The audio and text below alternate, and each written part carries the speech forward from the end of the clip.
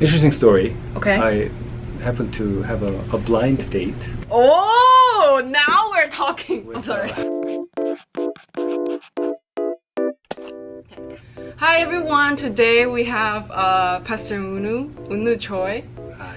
How are you doing, Pastor Unu? I'm doing fine. Do you wanna briefly introduce yourself? From what I know about you, you're a pastor. Let's start from Okay. how old are you? Where were you born? Where were you born? How old was I when I was born? No, how old are you and where were you born? Okay. I am 42 at the moment. Oh wow, Yeah. prime age. Yes, prime age, yes. And then I was born in Pohang, Korea. Pohang, Yes. I was born and just raised there until the time I came here in 94. 94. Yes. That's when you were 14? I was 13. 13. I was 13. By yourself or with your family?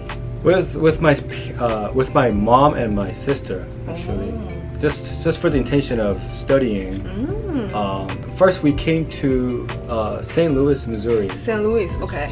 Close to Chicago, and then I lived there until college. I graduated college there, and then I came to LA for Oh, my okay. grad school.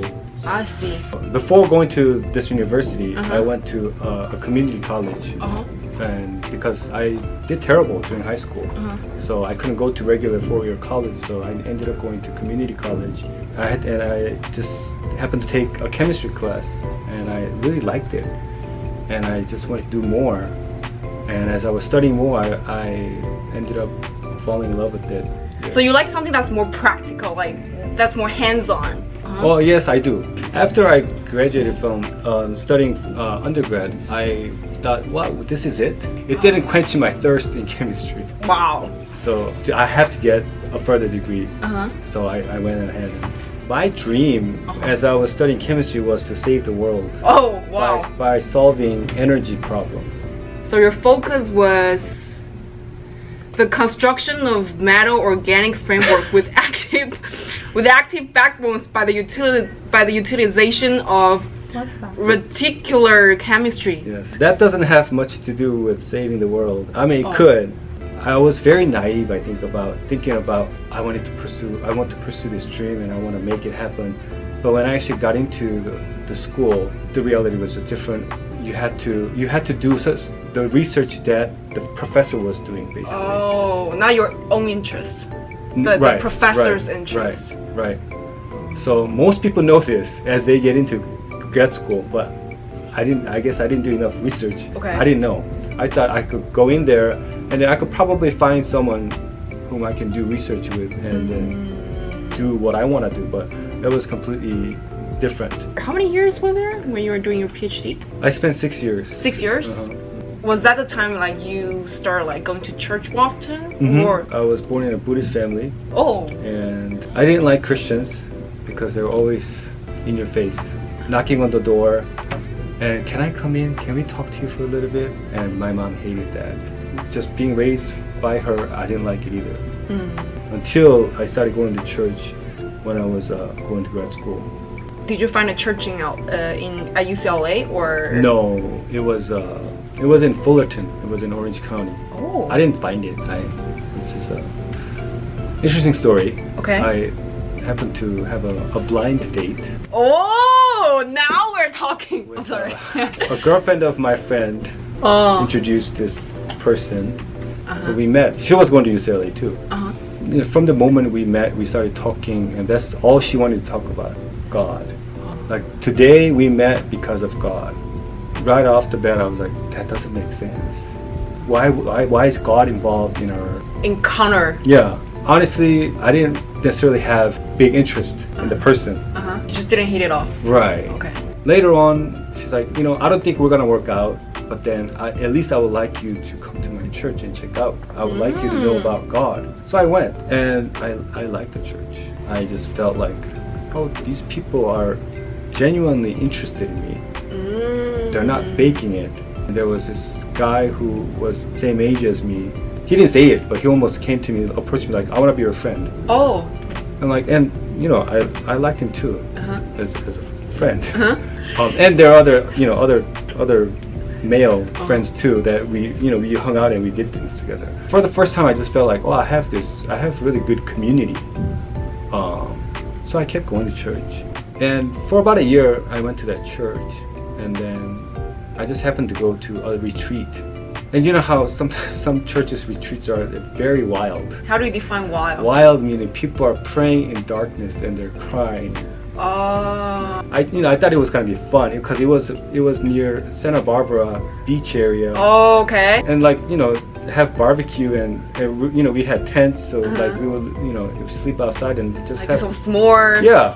But then all of a sudden the press was like, oh, let's go to the chapel. So we went and then it started. And my friend came to me, this big masculine guy. I know he likes me, but he grabs my shoulder, he prays for me, he's crying. Are they praying in tongue? They were praying in tongue too. So I was shocked. Well, that's pretty weird for like a unbeliever. Right. Out of 2 unbelievers, I was one of them. But there's one thing that happened though. At night, we were gathered at the beach, at the shore, and then making a circle, and we started praying again. And then this pastor came and said, who can't speak in tongue? Oh. And some people raised their hands. Who wants to speak in tongue today? It's like some people raised their hands. So they gathered in the middle, and then everybody outside, you guys pray for these people so they can speak in tongue today. And that was probably the first moment I had a conversation with God. And I said, God, I don't know if you're real, but if this girl, there was a girl in front of me, if this girl can speaking in tongue today, I want to pray for this girl. Could you help her? And then after that, the pastor said, who received the gift of tongue? And she raised her hand. That was something that I think that shook me a little bit. So after coming back from retreat, just living my normal life, going to school, doing research, one of the people at the church asked me, do you think you can believe God now? I said, yeah, I think I can now, actually. Out of clear consciousness, it was my decision, I'm going to believe. But the weirdest thing happened after that is that I felt like I am a sinner. So the next Sunday I went to church. I couldn't sit in the chair. I had to kneel down. So I knelt down during worship. That was a pivotal moment in my life, obviously. That made you want to believe. That's a big decision. It was a big decision. Coming from like a Buddhist family to believing God. As you're the first Christian in your family, right? Right. How would they describe your job as a pastor? They're not really interested. Then what do they care about? They care about it without making money to support the family. Because they always say, don't get into it too deep. Oh, that's exactly what my dad says. Oh. Don't trust God too much. Don't trust too much. You still have to be in some sort of control. Yeah, pretty much it. And my mom still hopes, because I have a PhD, she still hopes that one day I will come back. Make a U-turn.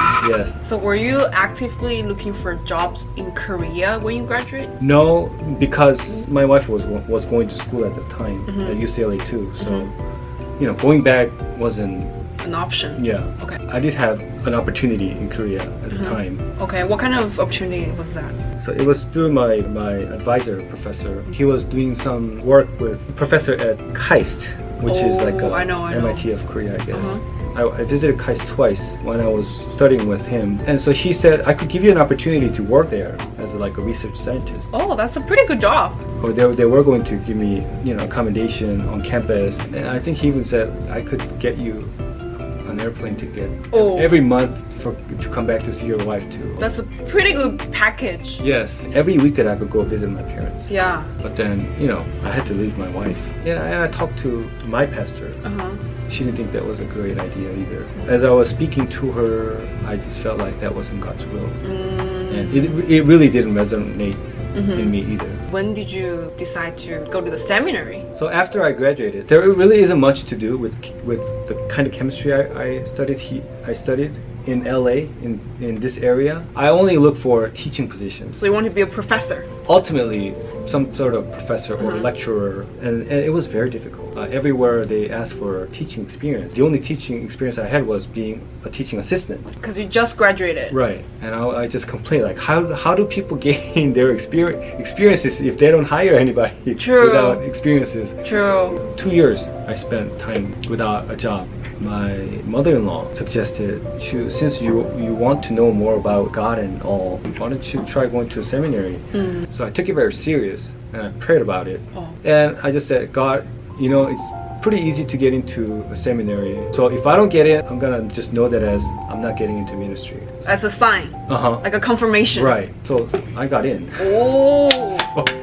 I started at Fuller Theological Seminary in Pasadena. I didn't really like it. It was very different from what I imagined. It's like when you just got into UCLA, it's different than you imagined. Right. I thought you would know more about Bible, but they didn't really talk about the Bible. And sometimes they talk about the Bible in a way where Bible isn't real. Like, so they have to actually study where it came from, where Genesis came from, where Exodus came from, who first wrote it. But actually, when you really understand all of that, your faith becomes more solid, though. Okay. Yeah. Like you have a deep root. Right. And I never thought I had calling either. Because people always talk about calling when they go into seminary and do ministry. Like, do you have a calling?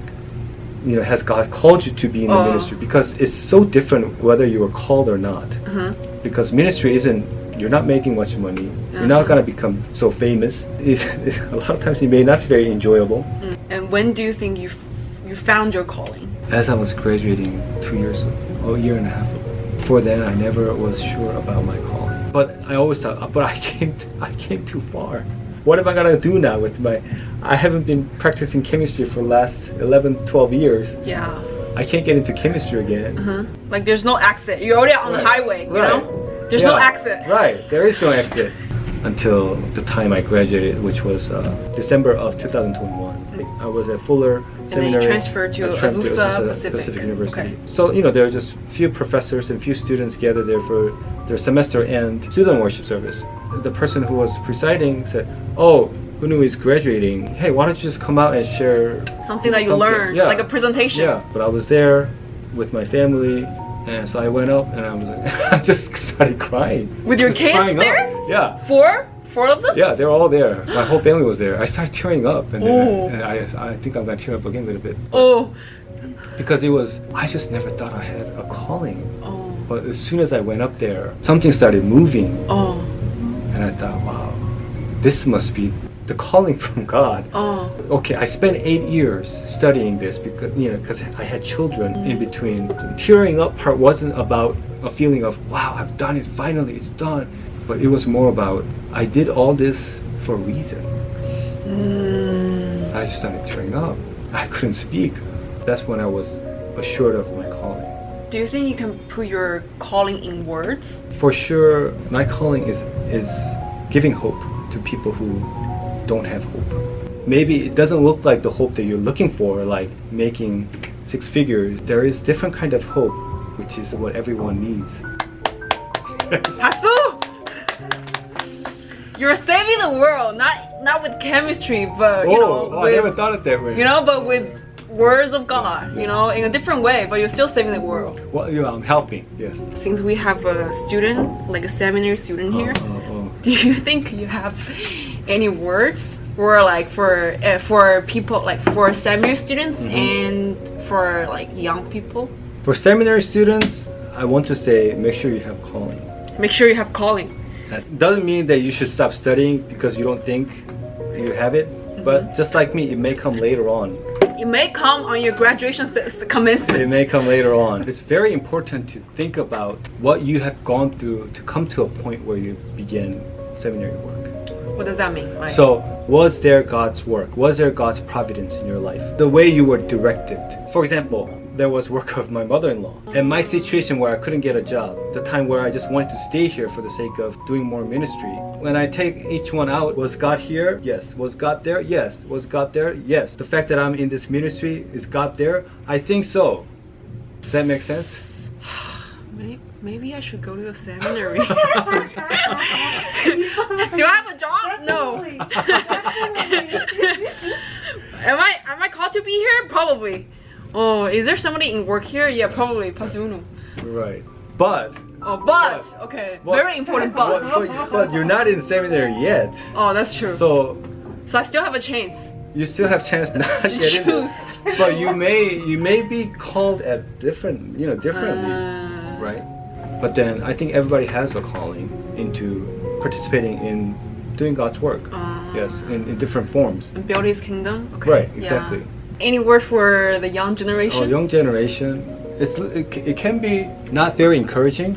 I tell my students at Olive Tree, which are 2nd to 7th grade graders, they complain about how hard things are. But I tell them, life is hard. That's true. They're Christians, so they need to learn how God helps them. And not only for those young people in their teen 20s, late 20s, share the same thing. Because I thought if you can work to make your life easier, it was possible. But the more I live, now I'm 42, life does not get easier. There won't be any shortcuts. If you take shortcuts, you have to pay for those shortcuts you took. That's true. So I want to tell these people, if you are struggling, ask for help, but go through it. With God. Yes, of course, that is with God. Okay, thank you. This you. is Pastor Unu. Thank you. Woo! 감사합니다. 감사합니다. 네. Thank you.